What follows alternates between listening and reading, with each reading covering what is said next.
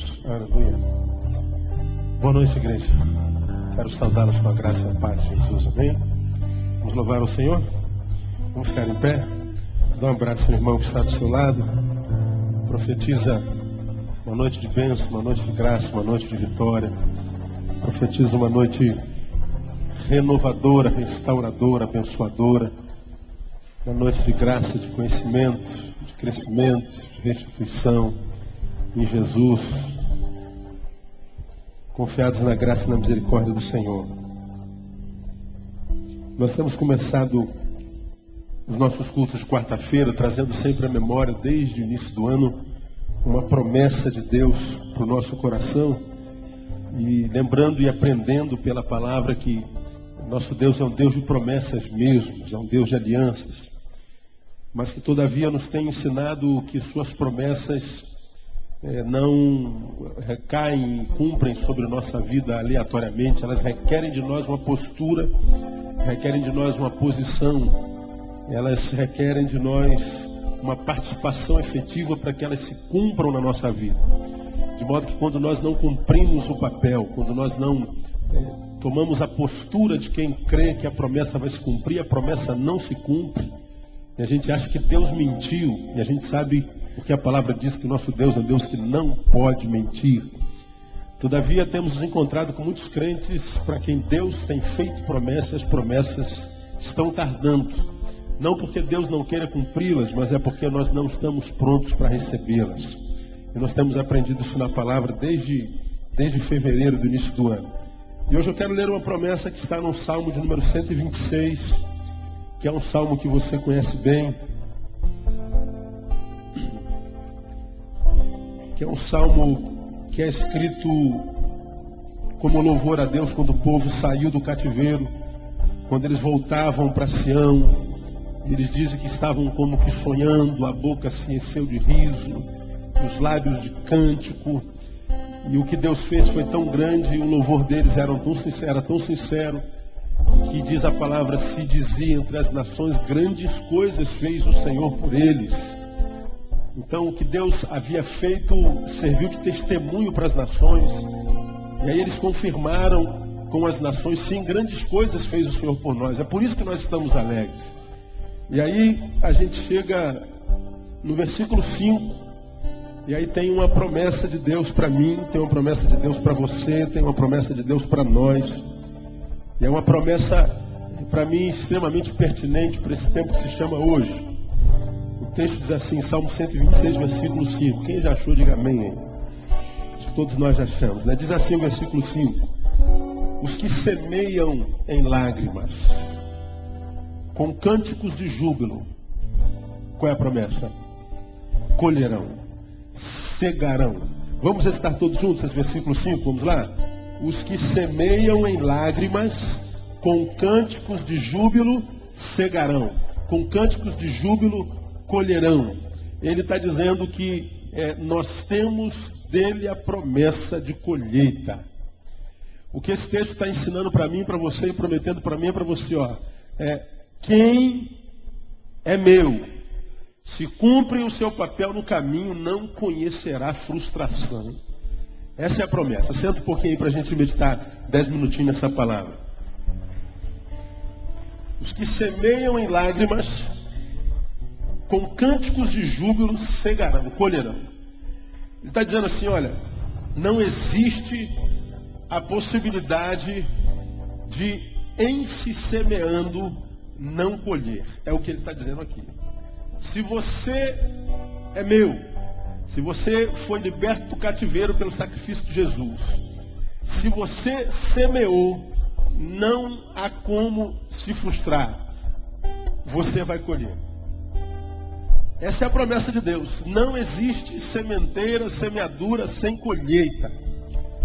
Agora, se a gente pega a promessa e vem para a prática vivencial, nós vamos perceber na nossa vida e na vida de muita gente que a gente conhece, muita gente que tem, quem sabe, semeado em algumas áreas da vida e tem feito isso durante muito tempo, mas não tem colhido tempo nenhum. Aliás, qual é a maior razão pela qual, ou qual é o motivo maior pelo qual o maior número de crentes se afastam de Deus, se afastam da igreja? Por que que alguém que conhece o Deus Todo-Poderoso, o Deus da promessa, o Deus da palavra, por que que alguém que depois que teve uma experiência com ele se afasta de Deus? Você de repente está aqui sentado, você está afastado do Evangelho. Você está excluído da comunhão da sua igreja. Você está longe dos caminhos do Senhor. Claro que na tua cabeça você diz, para se consolar da culpa, algo que todo afastado diz, mas que mesmo dizendo é mentira. Ele sabe disso, mas prefere acreditar. Não, pastor, eu estou longe da igreja, mas não estou longe de Deus. Mentira. Isso é mentira. Não existe isso. Porque a comunhão com Deus nos induz, nos conduz, ato contínuo, à comunhão com o próximo. Quem está em comunhão vertical é levado, ato contínuo, à comunhão horizontal. Dizer que você está bem com Deus, mas diz para Deus, Deus, você é o idiota que mandou seu unigênito à terra edificar uma igreja da qual eu não preciso. Jesus edificou uma igreja, mas para que a gente precisa de igreja? É uma besteira a igreja. A gente não precisa de igreja. Então eu estou longe da comunhão da igreja, mas eu não estou longe da comunhão de Deus. Eu estou longe daquela idiotice que Jesus veio edificar. E aí, quando você está longe dessa idiotice que Jesus veio edificar, você está dizendo que quem edifica uma idiotice é o idiota. Então dizer que eu estou longe da comunhão da igreja, mas eu não estou longe da comunhão de Deus, é mentira. Isso é para amenizar você da sua culpa, da sua incapacidade de conviver na divergência com os diferentes. É para amenizar a sua culpa de que você não consegue conviver sendo contrariado, sendo confrontado. É por isso que você está longe. Agora, por que em grande escala nós nos afastamos da comunhão da igreja? Porque nós nos decepcionamos com Deus. Nós esperávamos que Deus fizesse isso ou aquilo, Deus não fez. Nós esperávamos que Deus operasse dessa forma ou daquela forma, Deus não operou. Nós pedimos que Deus realizasse, operasse, fizesse aquilo, Deus não realizou, Deus não operou. E como Deus disse não, ou Deus disse espera, a gente se decepciona com Ele e acaba se afastando da comunhão daqueles que são dele ou daquilo que é dele. Então o que mais afasta o crente de Deus é a frustração com Ele, ou seja, é o fato de ter semeado e não ter colhido. Então, pastor, essa promessa não tem se cumprido na minha vida. Agora vamos voltar para a promessa. Veja o que diz o texto lá. Os que semeiam, colherão. Não é o resumo desse versículo? Sim ou não? Agora, se esse é o resumo, vamos aos adjetivos. Vamos à qualidade da semeia e da colhedura. Diz lá, os que semeiam, mas de que forma? Semeiam com como, irmão? Com lágrima.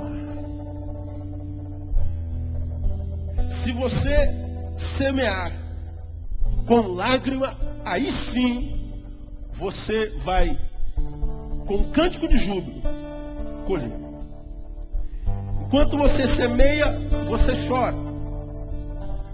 Se você está chorando enquanto semeia, fique tranquilo. Você vai voltar para colher sorrindo. É o que ele está dizendo aqui, não sou eu que estou dizendo. Deus está falando para nós. E o que isso aqui ensina para mim e para você? Quando é que geralmente a gente chora? Quando é que geralmente a gente sorri? Quando você está feliz, o que você faz?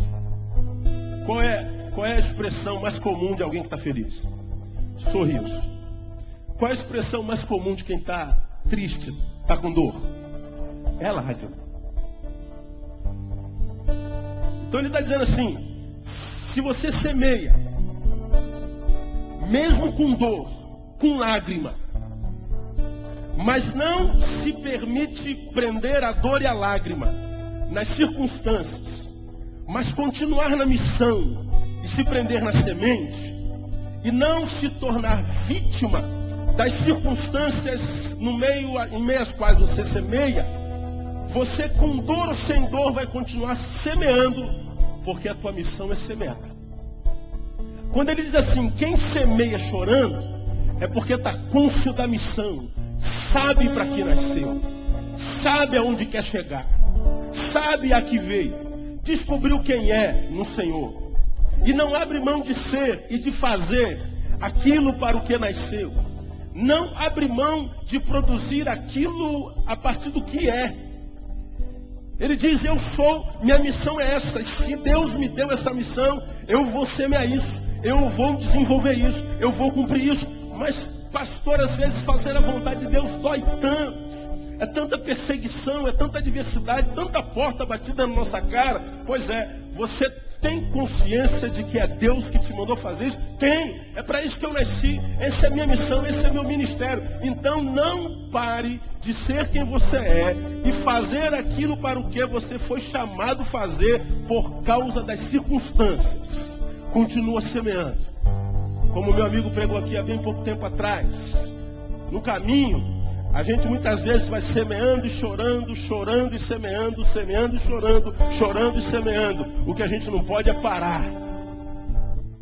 E aí quando a gente insiste na missão, quando a gente não se permite vitimizar pelas circunstâncias, quando a gente não para de semear, Deus está dizendo assim, então, meu irmão, essa tua lágrima também está sendo plantada na seara espiritual.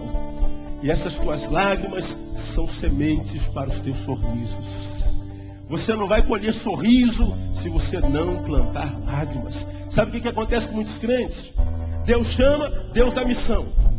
Mas aparece a primeira adversidade, aparece a primeira palavra contrária, aparece a primeira fofoca, aparece a primeira crítica. Ah, pastor, eu estou tendo muita dor de cabeça, eu não vim aqui para me aborrecer. Eu não estou aqui para me aborrecer por causa desse trabalho. Eu não estou aqui para comprar briga com ninguém. Se fosse de Deus, as portas se abririam. Se fosse de Deus, as portas seriam largas e espaçosas. Essa porta está muito estreita. Está muito esforço para entrar nesse negócio. Olha, isso não é bíblico. A Bíblia está dizendo que largo e espaçoso é o caminho que conduz para onde? Para a perdição. E o caminho que conduz para o reino? Ele é como? Ele é estreito. Muitas vezes forjado com dor, com esforço. João diz que desde então é anunciado o reino dos céus e todo homem prega força para entrar nele. Agora o que acontece? Deus te deu sonho. Deus disse que ia te colocar no lugar de honra. Não só na igreja, no lado eclesiológico, mas no campo secular. Deus disse que você ia passar naquele concurso. Você não passou no primeiro, não passou no segundo, desistiu. Ah, Deus, tu disseste que eu ia passar. Eu disse, mas você não insistiu. Você quando começou a chorar, parou. Você quando teve a primeira adversidade, fraquejou. Você foi frouxo. Você colocou a mão no arado, mas voltou atrás. A Bíblia diz, aquele que tem lançado mão no arado não pode mais voltar atrás. Então, se você foi chamado para semear em algum lugar, meu irmão, semeia. Não pare.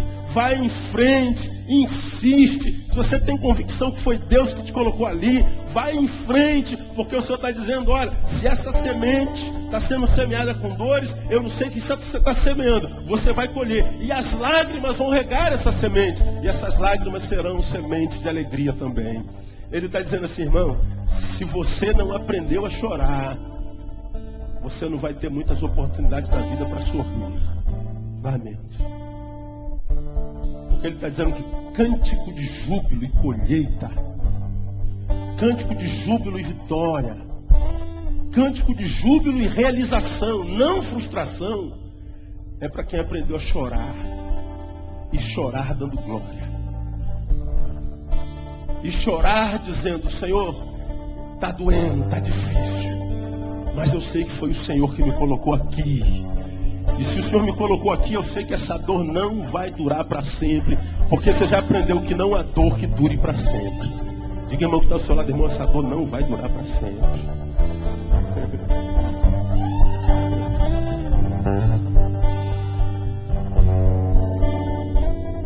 Oh, glória a Deus, aleluia. Aleluia.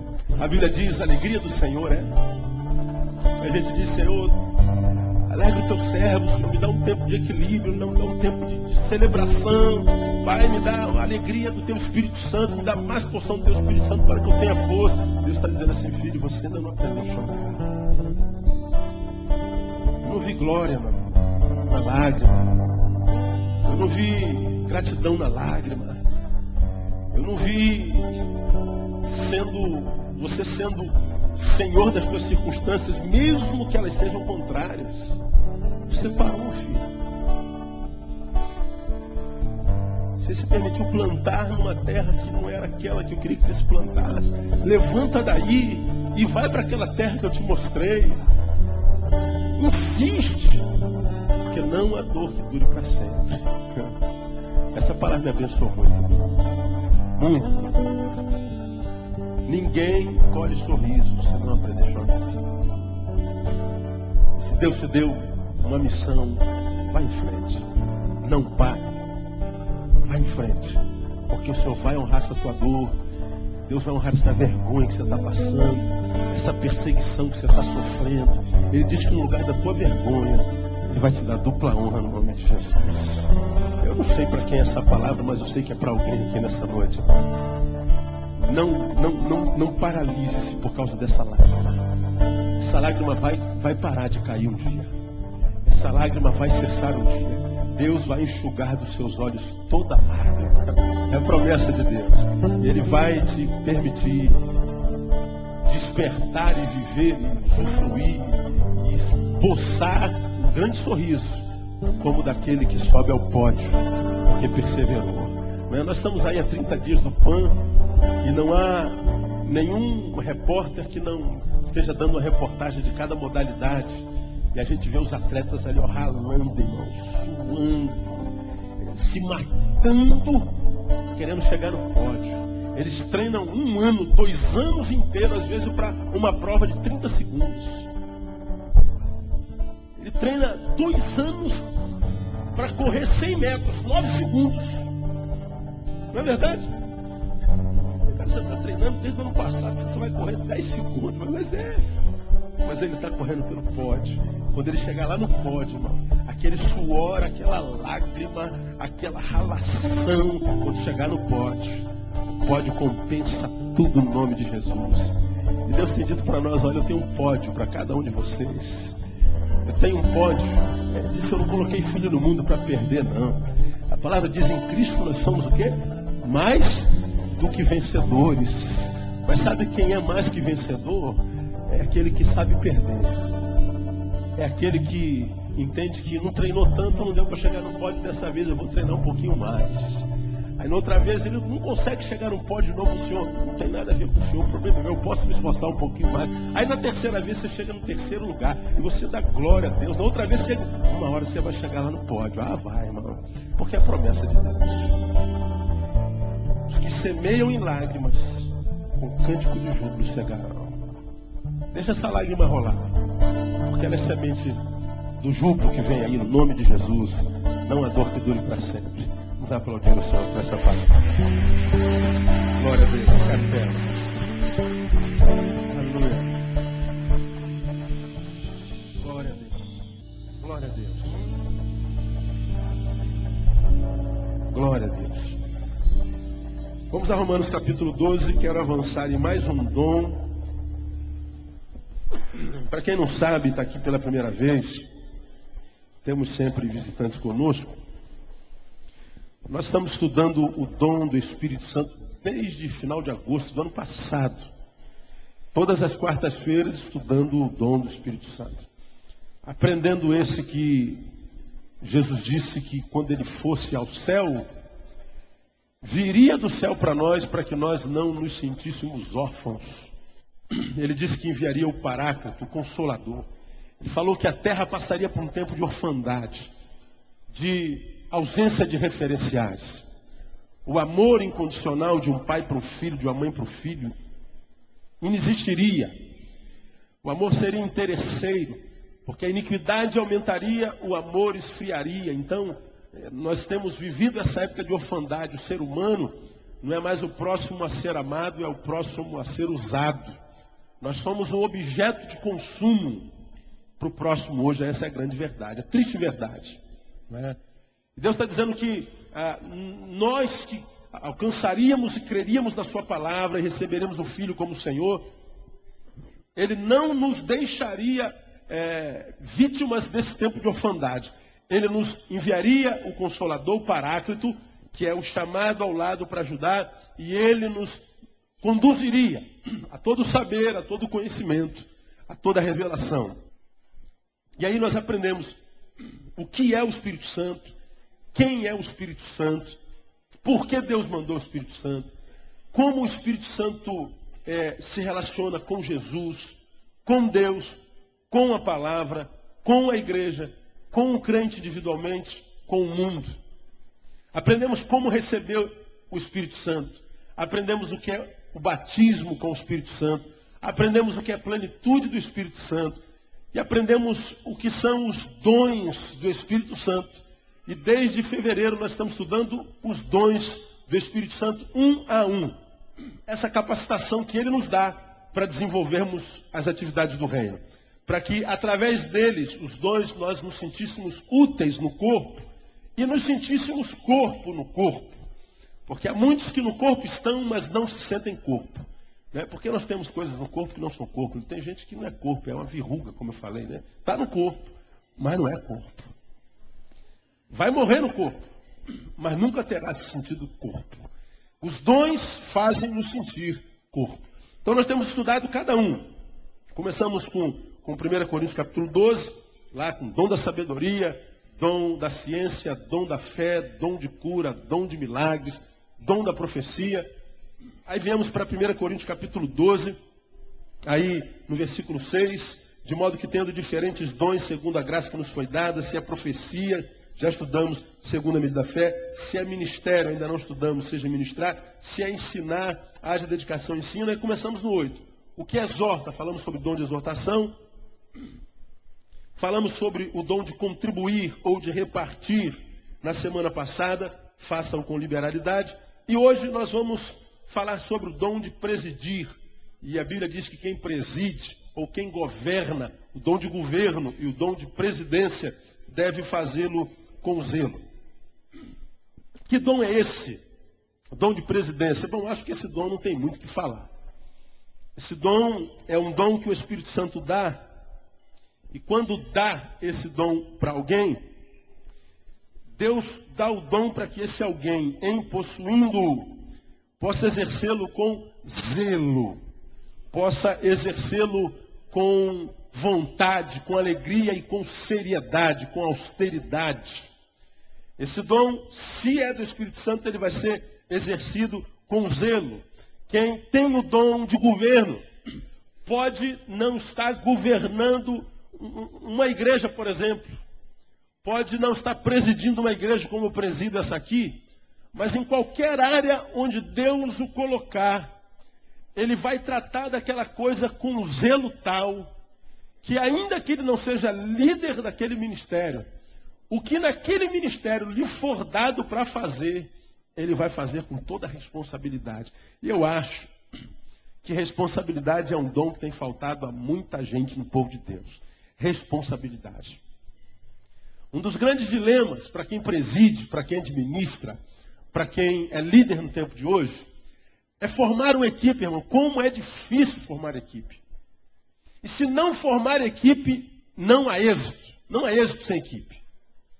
Agora, quando é que uma equipe tem êxito? Quando a gente consegue achar no meio da massa indivíduos para os quais a gente só diga uma vez, olha, você compete isso por causa disso.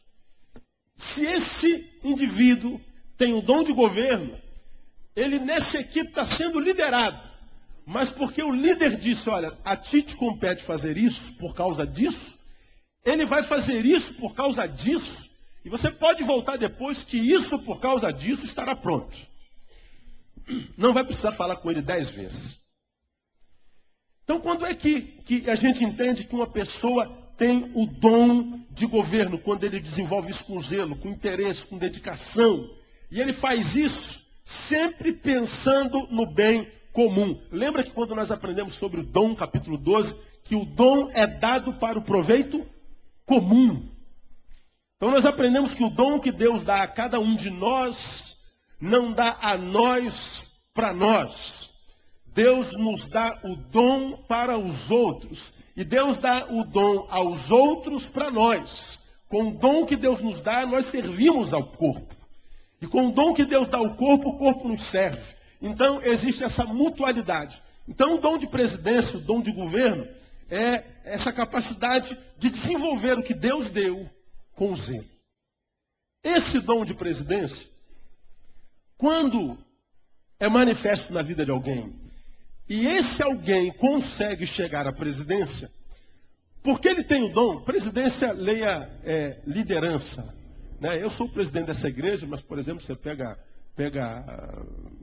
quem? Pastor André, ele é líder do Ministério de Louvor. Eu, estatutariamente, sou líder do Ministério de Louvor também. Eu sou líder de todos os departamentos da igreja. Mas, embora eu presida todos os departamentos, a pastora Andréia lidera esses cabras que ficam aqui tocando pra gente. Né? É ela quem faz esses moleques funcionar.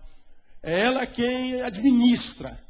Então, ela não preside, ela é líder, ela está abaixo de mim. Mas se ela tem um dom do governo, isso aqui vai funcionar com o tempo. Isso aqui vai andar. Você pega a irmã Ieda, que é líder do Ministério de Ação Social, do MAS. Se ela tem o dom do governo, esse ministério vai desenvolver, vai ser bênção, mesmo que não esteja na presidência. Porque o que caracteriza o dom da presidência é o zelo. Não há muito o que falar sobre esse dom. Uma vez que não há muito o que falar sobre esse dom, eu queria, para o nosso saber hoje, falar sobre algumas características desse dom. Algumas peculiaridades desse dom. Porque hoje, a igreja, que é um organismo, precisou se instituir. Então nós viramos uma instituição. A igreja tem um CGC, a igreja tem um endereço, a igreja tem um número. A igreja tem bancos, a igreja tem microfone, a igreja declara imposto de renda, a igreja contrata funcionários, a igreja assina carteiras, a igreja paga o salário, a igreja paga 13º, a igreja paga tributos, alguns outros não é liberado. A igreja precisou virar uma instituição. E no ato da instituição da igreja, em grande escala, no Brasil e no mundo, a igreja se transformou muito mais numa instituição do que num organismo. Porque o organismo é vida. E a Bíblia diz que nós somos o que de Cristo mesmo, irmão? Corpo. E quando Paulo nos começa a ensinar sobre dons do Espírito Santo, em 1 Coríntios capítulo 12, ele pega um corpo para usar de referência. Assim como o corpo tem muitos membros, também a igreja de Cristo tem muitos membros. E cada um vai demonstrar a sua função no corpo através dos dons. Esse dedinho nunca se transformará numa orelha, como essa orelha nunca será um dente. Impossível, porque cada um de nós tem uma função no corpo. Não adianta pedir os rins para fazer a função do coração, bombeando sangue para o corpo, porque ele não vai fazer. É impossível que ele consiga fazer isso. Esse organismo, quando é saudável, funciona sem fazer força. Você não precisa ajudar o teu coração a bombear sangue para o restante do corpo, porque ele faz sozinho se você cuidar da sua saúde. Amém ou amém, amado? Você não precisa usar a boca para comunicar a ordem do cérebro para a tua perna, quando você quer chegar lá naquele outro microfone. Não existe isso. Perna, olha, estou recebendo aqui uma ordem do cérebro. Ele quer que você dê 10 passos. Porque acho que 10 passos dá para chegar naquele microfone que o pastor quer. Aí a perna diz assim, entendi. Aí ele vai dar 10 passos. 1, 2, 3, 4, 5, 6, 7, 8, 9, 10. Não, perna, passou. Vira descosta. Vira descosta. Volta um passo. Não é assim que o corpo funciona, irmão? Não. A mão dá tchau sem a boca mandar. Porque o cérebro conecta a mão. O cérebro se conecta ao pé sem comunicação verbal. Nós não precisamos ajudar o corpo. O corpo, ele flui sozinho. Se a igreja é um organismo, a igreja não precisa criar nenhuma metodologia para funcionar enquanto organismo. Por exemplo, nunca deveria fazer parte de uma agenda eclesiástica crescimento. Vamos planejar um crescimento quinquenal.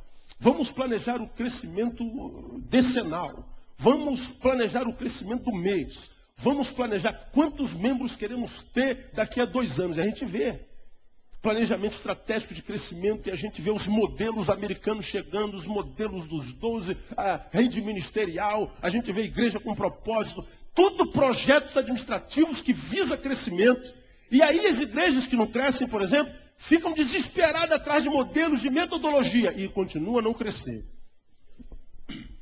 Por que não cresce? Porque a igreja é mais instituição do que corpo, mais instituição do que organismo. Se uma igreja quer crescer, tudo que ela precisa trabalhar é saúde, mais nada. Se ela estiver saudável, cresce. Sim ou não? Pensar que quando você cresceu, você tinha esse tamanho aí? Não. Não, quantos metros você tem? 1,86, da minha altura o cara. Mas quando nasceu, eu tinha 50 centímetros. Você não cresceu com 50 centímetros. Daqui a 2 anos o cara está com 1,10 m. Não, cresceu. Você está com a perna quebrada. Você não precisa fazer nada. Se não só fazer o que já fez. Gessou. Botou uma tala. Agora é só esperar. O corpo se recupera sozinho. Sabe por quê? Está saudável. Você tem saúde. Agora, uma vez que a gente sabe, se tivermos saúde, a gente cresce, o corpo se basta.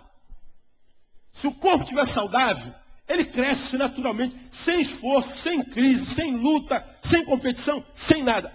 Se o corpo cresce porque está saudável, por que grande parte das igrejas no Brasil e no mundo não cresce?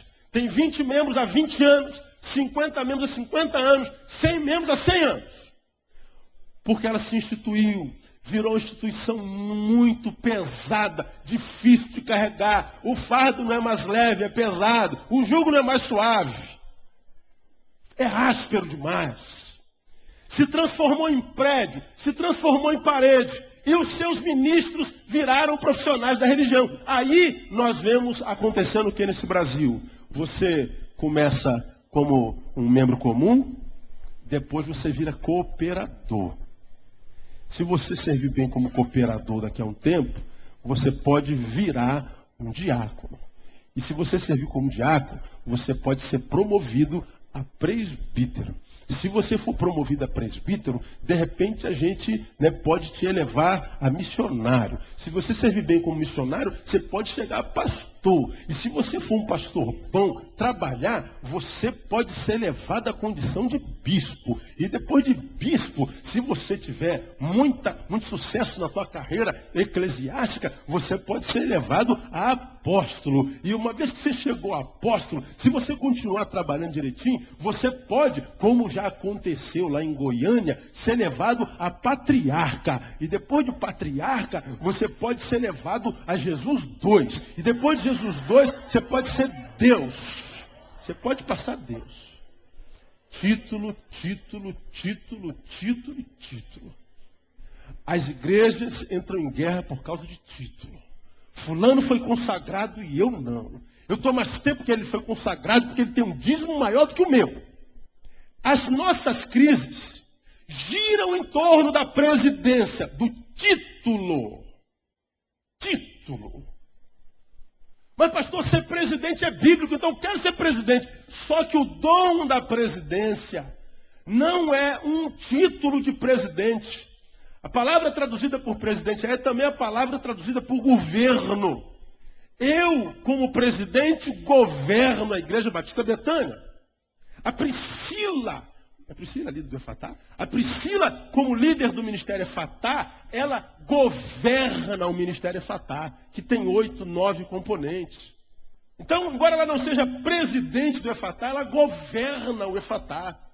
Ora, a Cíntia, quando entra dentro dessa cabine, que é o lugar mais fresco dessa igreja, não é? tem um ar-condicionado lá dentro. Quando ela entra e senta naquela bateria, ela está no governo desta bateria. Então ela está governando essa bateria. O Tom está governando a mesa de som.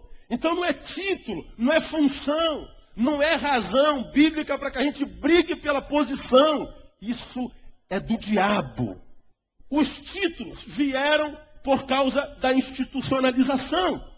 Os títulos vieram por causa do sobrenome que demos à igreja. Porque Jesus, quando ele diz com a igreja, você já aprendeu isso aqui, Mateus capítulo 16, ele disse assim: também tu és Pedro, e sobre esta pedra, não o nome de Pedro, mas a declaração que ele deu de que ele era o Cristo, o Filho de Deus vivo, que foi uma revelação do Pai. Ele está dizendo, portanto, Pedro, sobre essa revelação de Deus, eu edifico a minha igreja batista, e sobre ela as portas do inferno não prevalecerão. Tem batista lá, irmão? Está amarrado, Deus me livre, guarde se tivesse. Tem Assembleia de Deus lá, não? Tem Universal? Tem Presbiteriano? Não. Sobre esta pedra edificarei o que? A minha igreja. Deus, Jesus, o fundador da igreja, deu nome. Viemos nós e demos um sobrenome. O sobrenome da nossa é Batista. O sobrenome de alguns de vocês é Igreja Assembleia de Deus. O sobrenome de outros é Metodista, de outros Presbiteriano. A outra, a última embarcação para Cristo.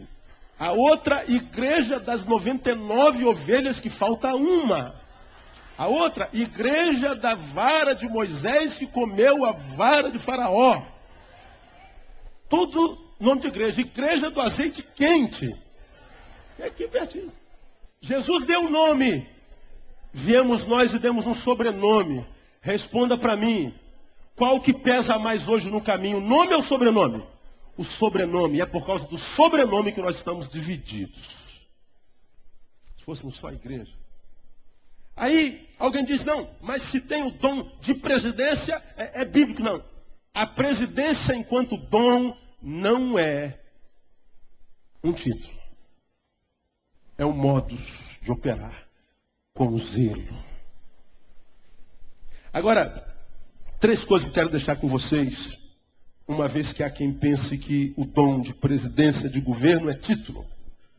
Suponha que eu tenho o dom de governar. Faço com zelo, faço com carinho, faço com dedicação, trabalho. Se de fato, como presidente, eu tenho o dom da presidência, tenho o dom do governo, tenho isso como dom, a Bíblia nos ensina que, primeiro, quem tem esse dom não luta pela função.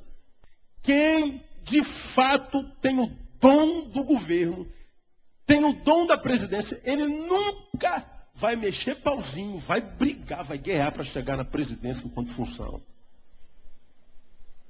Meu irmão, como a gente vê briga por causa de cargo nas igrejas evangélicas do Brasil. Hoje nós tivemos reunião de pastores. Eu estive lá, meu amigo pastor Márcio Valadão, lá no Projeto Vida Nova hoje. Estávamos sentados, tomando café, e Ezequiel estava perto também. Está chegando a época da eleição da nova diretoria, do biênio 2008-2009. A gente estava conversando ali em off, aí ele estava falando, rapaz, já começou as guerras nos bastidores. Quem é que vai assumir a presidência em 2008, 2009? E quem é que vai, não sei o que, não sei o que lá. E já tem candidatos prometendo isso. Olha, nós estamos com um projeto assim para não sei o que, não sei o que lá. Olha, a eleição, se eu não me engano, é em novembro. Então já começam as barganhas, as promessas. As pessoas querem chegar lá. E chegar lá por quê? Por causa da função. Por causa do que a função dá àquele que a absorve. Por exemplo, para pensar, irmão. Quanto é que o presidente da República ganha? Quanto? Em torno de 12 mil reais. Isso é salário alto para um presidente da República? Não. Isso é um saláriozinho. Você pode não achar que seja saláriozinho, porque você ganha o teu que nem saláriozinho é, né? Se o dele é saláriozinho, misericórdia. Mas eu estou falando da função. O cara é presidente da República. Aí você pega um empresário como muitos daqueles deputados que estão lá, que ganham 16 mil reais, tem empresários ali, tem um deputado que ele declara imposto de renda, isso deu outro dia no jornal, ele tem receita de em torno de 1.200.000 por mês na empresa dele. Vamos falar de Collor, por exemplo, a última declaração de Collor, você vê lá isso na página do Senado. Ele declarou ganhar 420 mil reais por mês das empresas da família. Agora, se eu ganho 420 mil reais por mês, se eu ganho 50 mil reais por mês, o que me leva a querer um cargo onde eu vou ganhar 11? Estou lá por causa do salário? Não. É por causa do poder. É por causa do status que a função nos dá. É por causa da projeção que aquilo faz de mim. Então, quando você vir alguém no lugar de honra, isso não quer dizer que ele tenha o dom da presidência. E quem tem o dom da presidência não luta pelo cargo. Abre a tua Bíblia em Tiago capítulo 4 aí. Rapidinho. Tiago capítulo 4, depois de Hebreus aí. Tiago 4:1, quem achou, diga amém. De onde vêm as guerras e o quê? Contendas entre vós. Porventura não vem disto? Dos vossos o quê? Deleites que nos vossos membros guerreiam. Cobiçais e nada tendes. Logo, matais. Invejais e não podeis alcançar. Logo, combateis e fazeis guerra. Olha o que Tiago está dizendo aqui. De onde vêm as guerras e contendas entre vós? Porventura não vem dos vossos deleites que nos vossos membros guerreais? Ele está dizendo assim, olha, nós entramos em guerra um com o outro, nós entramos em contenda por causa dos nossos deleites. Nós queremos nos autopromover, nós queremos estar em evidência. Nós invejamos, diz o que nós cobiçamos e não temos. Cobiçar é querer ter o lugar de alguém, ter alguma coisa que outro teve também. Cobiçar é querer tomar o lugar. E ele está dizendo que a gente faz isso por causa dos nossos deleites. Eu queria que você está aqui me ouvindo hoje, em nome de Jesus, irmãos. A gente olha assim, o dom da presidência parece que não tem nada a ver com nada. Pastor, nunca pensei em ser presidente porcaria nenhuma na minha vida. Eu não tenho capacidade administrativa para nada. Esse dom não tem a ver com função. E ele disse, você pode ter esse dom e nunca presidiu nada, mas seja lá onde Deus te colocar, faça com zelo. Faça o melhor que você puder. Se você estiver na presidência, ou se você estiver na portaria, se você estiver na faxina, faça com zelo. Isso é dom do governo. Agora, se o sujeito diz ter o dom, e ele está lutando pela função, ele está brigando pela função, ele está ambicionando, ele está trapaceando pela função, ele não quer fazer absolutamente mais nada se não for só naquela função, você pode ter certeza, esse homem não tem um dom. Eu carrego isso aqui comigo desde quando eu fui ordenado, 17 anos atrás. Quem é que eu ponho aqui, quem é que eu ponho ali, quem é que faz parte de uma equipe minha? Como é que eu discerno quem é o sujeito? Porque você já aprendeu, não precisa aprender isso. Quer saber quem é o sujeito? Dá poder na mão dele. Promove o cabra. Você vai saber quem ele já. Um instante. Isso é um filtro que é inerrante. Então, primeira coisa que eu tenho que aprender. Quem tem o dom não luta pela função. Então você está lá no seu ministério, aí chega no final do ano, tem que mudar a diretoria, tem que ver novos voluntários. Aí tu vê pessoas que são voluntárias, que querem servir, mas não fazem guerra por causa disso. Não fazem contenda. Ele diz, eis-me aqui, olha, se precisar eu estou aqui. Mas é alguém que, se não precisarem dele, ele continua ali, porque ele já estava ali. Ele não vai virar inimigo, ele não vai virar um antagonista, ele não vai virar um adversário. Quem tem o dom não luta pela função. Segundo, quem tem um dom, na função não se corrompe. E se uma pessoa está na liderança de algum ministério, de alguma igreja, de alguma área na vida da igreja, se ele tem um dom, a despeito do que aconteça com ele, ele jamais se corromperá. Vamos a Romanos capítulo 12, volta um pouquinho aí. Porque o poder corrompe. Isso é máxima no estudo da cratologia, do estudo do poder. O poder corrompe. O poder tem o poder de mudar a gente, de deformar a gente. O poder tem a capacidade de nos cegar, de modo a fazer com que nós não nos enxerguemos mais. O poder tem o poder de nos transformar num produto dele. Como pessoas têm se desumanizado porque Deus colocou em lugar de honra, em lugar de poder. Esse mesmo Romanos capítulo 12, versículo 8, que nós já lemos, ele está dizendo assim: o que preside, deve presidir como, irmão? Como? Leia a igreja. Com cuidado ou com zelo. Por que a Bíblia diz assim, olha, se Deus se colocou, porque tem um dom numa função de presidência, presida com cuidado. Por quê? Deve você estar servindo, eu estou na presidência, estou na liderança. O que a Bíblia diz ali? Cuidado. Por quê? Primeiro, porque na liderança eu posso fazer muito mal aos meus liderados. Mas no texto desse contexto, ou no contexto desse texto, quando a Bíblia diz cuidado, não está falando para o presidente ter cuidado com os liderados, também. Mas ele está falando, presidente, cuidado com aquilo no que você pode se transformar, estando na presidência. Quantos aqui conhecem alguém que depois que prosperou um pouquinho mudou muito? Alguém conhece aí? Quem não conhece, né? Teu chefe trabalhou com você na tua mesa, do teu lado, não foi? Hoje nem te cumprimenta mais. Aquela nojenta, não é? Prometida. Você estudou com aquele pastor, ele foi seminarista contigo, hoje nem te cumprimenta mais. As pessoas vão mudando, as pessoas vão se deformando, as pessoas vão se corrompendo, as pessoas vão perdendo a personalidade e vai se moldando aquilo que o poder e a função vai fazendo nela. Não acontece com quem tem dom. Quando a pessoa de fato tem um dom, não é só um talento, não é só uma capacidade natural, mas ele tem um dom de Deus, Deus pode levá-lo aos píncaros do sucesso. Mas ele lá no píncaro do sucesso, ele não vai se esquecer de onde ele veio. Ele chegou na metrópole num pau de arara. Ele não deixa de se enxergar. E aí, você vai ver que mesmo na presidência, ele vai tratar o que é presidente maior do que ele, da mesma forma como ele trata o faxineiro da empresa dele. Ele vai tratar os seus empregados como quem trata os seus patrões. Porque é incrível como é que nós mudamos tratamento quando muda aquele com quem a gente trata. É incrível. É incrível quando às vezes está numa reunião aqui da igreja, chega, por exemplo, um outro pastor qualquer da igreja, às vezes até te respeitam.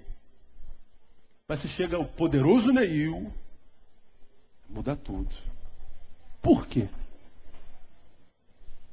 Por que me tratam diferente da forma como tratam Miguel? Pastor Gandra, pastor Andréia, pastora Márcia, pastor Euler, pastor Isnar, pastor Pinudo, pastor Isaías, pastor Denilson. Por que tratam diferente? Esse texto está dizendo que quando nós temos esse dom, nós seremos o que somos independente da função. Então, quando a gente tem essa percepção, dificilmente a gente se decepciona com alguém que chegou ao poder. Só se frustra quem quer. Porque quem tem o dom na função não se corrompe. Por último, quem tem o dom na função sempre abençoa aos que preside e glorifica a Deus que lhe deu o dom. Se eu tenho dom e estou na função, nessa função, porque tenho dom, eu vou ser bênção para os meus liderados. Eu vou ser bênção para aqueles que estão debaixo de mim. Para aqueles que me elevaram àquele lugar. E não só vou ser bênção para quem me elevou para aquele lugar, mas como também vou glorificar naquele lugar aquele que me deu o dom para estar onde cheguei. Isso é muito legal. Aí a gente vai a 1 Tessalonicenses, para a gente terminar, versículo 5, capítulo 5. 1 Tessalonicenses, capítulo 5. Quem tem o dom, de fato, na função, abençoa os que preside e glorifica ao Deus que lhe deu o dom. Aí vem o próprio Paulo E diz no capítulo 5, 1 Tessalonicenses, versículo 12 o seguinte: ora, rogamo-vos, irmãos, que reconheçais os que trabalham entre vós, presidem sobre vós, como? No Senhor, e vos admoestam, e que os tenhais em grande estima e amor, por causa da sua obra. Tende paz entre vós. Reconheçais os que trabalham entre vós, presidem sobre vós no Senhor. Olha que coisa interessante. Quando é que debaixo de uma liderança, seja ela de que instância for, somos abençoados? Quando essa liderança governa no Senhor. Quando essa liderança governa, preside no Senhor. E quando ela preside no Senhor, quando ela admoesta no Senhor, quando ela disciplina no Senhor, essa admoestação, essa presidência, essa disciplina vai ser sempre cheia de amor. E esse relacionamento, diz o texto, será marcado por grande estima, por grande amor, por causa da obra que o que lidera no Senhor faz. Aí aqui, irmãos, quando a gente prega sobre isso, a gente põe a nossa própria liderança em xeque, né? A gente pode ser julgado, e devem ser julgados mesmo. A única profecia que não deve ser julgada é essa aqui, mas o que sai da minha boca tem que ser julgado mesmo, como crentes bereanos, tem que mastigar com os dentes do cérebro, não pode engolir sem mastigar, porque pode fazer mal para o nosso estômago espiritual. Existe uma diferença enorme entre chefes e líderes. Tem pessoas que estão no poder, são os chefes, mas não são os líderes de fato. E tem pessoas que são líderes de fato e nunca vão chegar à chefia. Consegue entender isso? Não? Quem é militar aqui vai entender isso fácil. Estamos aí num pelotão, no mato. Para quem é infante aí, já pisou no mato alguma vez, já viu a cor verde debaixo do boot ou do coturno? Você está lá no avião, no grupamento, tem um tenente. Aí tem um tenente, saiu da AMAN, tem 2 anos, está de fralda ainda. Primeira vez que está no mato, mas tem um sargento lá, cascudo, está no mato há 10 anos. Então, quando a missão tem que ser cumprida, o tenente diz, olha, faz isso. Aí todo mundo finge que está obedecendo o tenente. Mas no fundo a gente está esperando o tenente dar uma saidinha para ouvir o que o sargento vai falar. É isso ou não é? É isso. Ah, o chefe está lá, é novo. Ele diz para fazer assim. Mas tem aquele funcionário mais antigo da repartição que você vai perguntar, vem cá, é assim mesmo que você faz? Não, faz assim não, depois a gente diz que fez assim, mas faz assim assado que é melhor. Aí tu esquece o chefe e vai fazer igual a ele. O chefe é só o chefe, o líder é aquele no qual você confia. Chefe, a gente se submete por causa do posto que ele ocupa. O líder a gente segue porque confia. Porque a gente ama. A gente não segue a Jesus porque se a gente não seguir, ele tem o poder de nos punir. Por que você segue a Jesus? Porque você ama Jesus. Porque Jesus nos governa com o amor de Deus, como o Senhor que Ele é. Olha, se você quiser vir após mim, venha. Agora, tem que negar-se a si mesmo. Agora, se não quiser vir também, não vem, fica aí. Jesus é um líder que tem poder para arrombar a porta de qualquer coração. Mas ele diz, olha, eis que estou à porta e bate. Se alguém abrir, eu entro. Se não abrir, também eu não entro. Olha, vinde a mim todos que estáis cansados e oprimidos, eu vos alivio.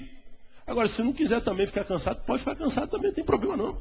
Eu não vou obrigar ninguém a vir atrás de mim. E ele não obriga. Isso é líder. De modo que ele arrastou a história atrás de si. Ele dividiu a história, não foi com força, não foi pela função, não foi pelo poder, não foi pela persuasão. Foi simplesmente porque ele era quem era. Quando é que a gente sabe a diferença de um chefe para um líder? É quando a gente descobre nos liderados. Por que ele está debaixo da liderança daquela pessoa? Eu estou aqui porque eu tenho medo dele. Se eu for embora, vai me jogar uma maldição. Diz que eu vou para o leito. Olha o leito, irmão. Não se levante contra o ungido do Senhor. Ele usa a Bíblia para exercer o poder. Ou por que você está ali? Eu estou aqui porque eu concordo com a visão, eu concordo com aquilo lá. Eu tenho prazer em estar ali, tenho sido abençoado, tenho gosto. A minha alegria está naquele lugar, é por isso que eu estou lá. E se você quiser ir embora, eu sou livre. A hora que eu quiser. Mas exatamente porque eu sou livre é que eu estou aqui. Então você está seguindo a um líder. Dom de governo, dom de presidência. Amado, eu não sei se você tem um dom de governo, dom de presidência. Mas se Deus te deu a oportunidade de varrer o templo, e você pegou naquela vassoura, se você tem um dom de governo, aquele cantinho que te coube varrer, vai ser o cantinho mais bem varrido. E você, depois de varrer aquele cantinho, vai dizer assim: caramba, que alegria. Como é que o cantinho ficou bonitinho depois que eu varri?